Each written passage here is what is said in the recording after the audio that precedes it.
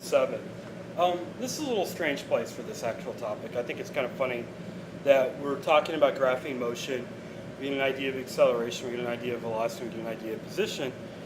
In Chapter 7, we introduce a new concept. We introduce this idea of centripetal acceleration.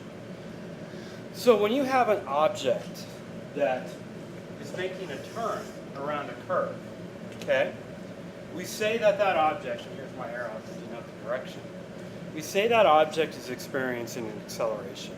And why do we say that? Well, let me explain this a little better. So you're traveling at 20 miles per hour here. You're traveling at 20 miles per hour here. And you're traveling at 20 miles per hour here. So in all of those points and through the entire curve, you're traveling at 20 miles per hour. Okay? Now, we still say that you're experiencing an acceleration. Okay? And remember what acceleration truly is. Acceleration, excuse me, I'm going to grab a different chalk because that one's so small. Acceleration is nothing more than an object's change in velocity divided by time, or more specifically, the rate in which velocity changes. Okay? So we refer to acceleration as A is equal to the change in velocity over time. Now, you might see a delta t here where the change in time comes into place, but that really means that the time in which it experiences that change in velocity. And I'm just going to simplify it by just saying time. Okay? So, but the speed isn't changing. So why is this object experiencing an acceleration? Well, it's because that acceleration is the change in velocity. And if you remember what velocity is, it's speed with direction. So if I have a car going 20 miles per hour in that direction, and then a half a second later, it's going 20 miles per hour in this direction, it has experienced an acceleration. The speed, the value of its speed, the magnitude doesn't change, but the direction most certainly does. And because of that directional change, it experiences an acceleration.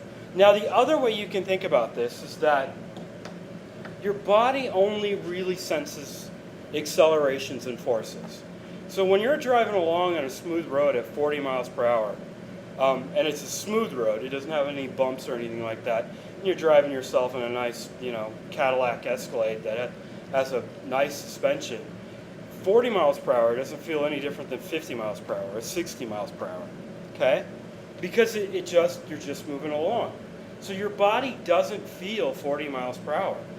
Now, it may feel bumps in the road, but that's a different kind of motion. This motion right here, you don't feel any kind of change, okay? So no matter how fast you're going, it doesn't really feel any different. And that's why we sometimes refer to a car as this car drives fast, because the suspension is so nice that you really don't feel like you're driving 60 miles per hour because you don't feel the speed, okay, or the velocity.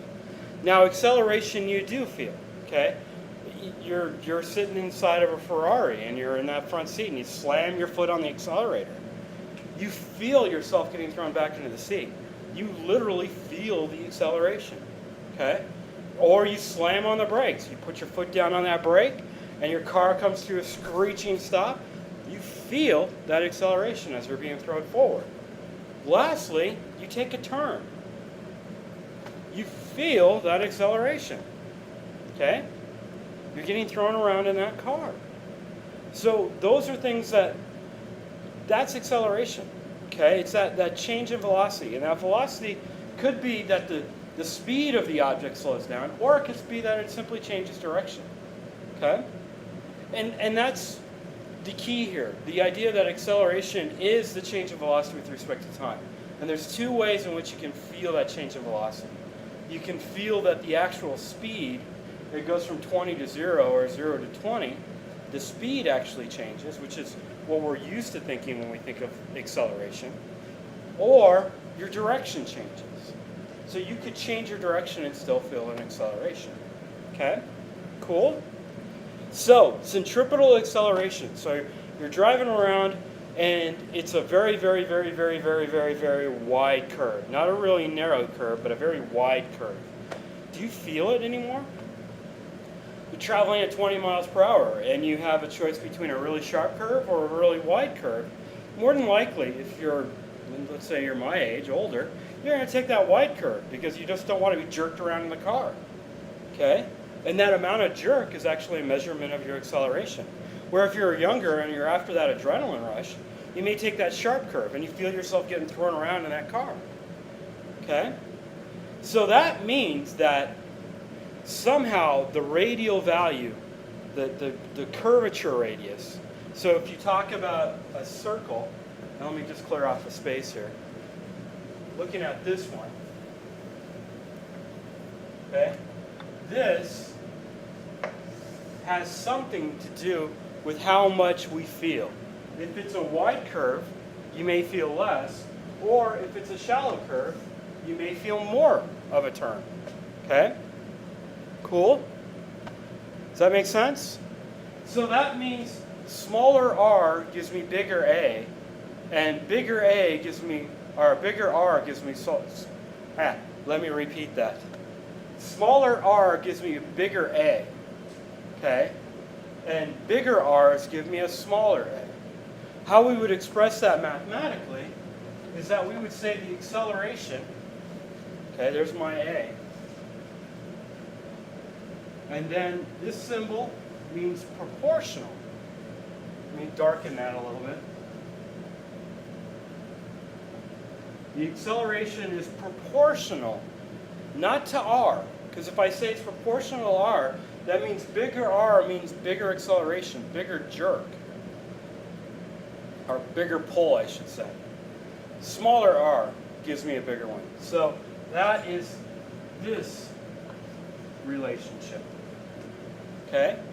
That the acceleration is proportional to 1 over r. So bigger r, smaller a. Smaller r, bigger a. Okay? The other component of it is how fast you're traveling. Now obviously in a very tight curve like this, unless you have a Formula One race car, you're not going to go very fast around that curve. Okay? So that velocity has something to do with it too.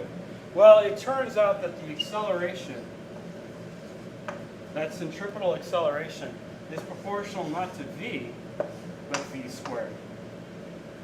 Okay? So, bigger velocity, bigger acceleration. You feel that jerk much, much larger. Smaller velocity, smaller acceleration. So the equation for centripetal acceleration is A is equal to v squared over r. Now, there's a whole series of experiments that I want you to do in order to prove that to yourself. But that's the general idea behind centripetal acceleration. Okay? Cool? All right, that's chapter 1.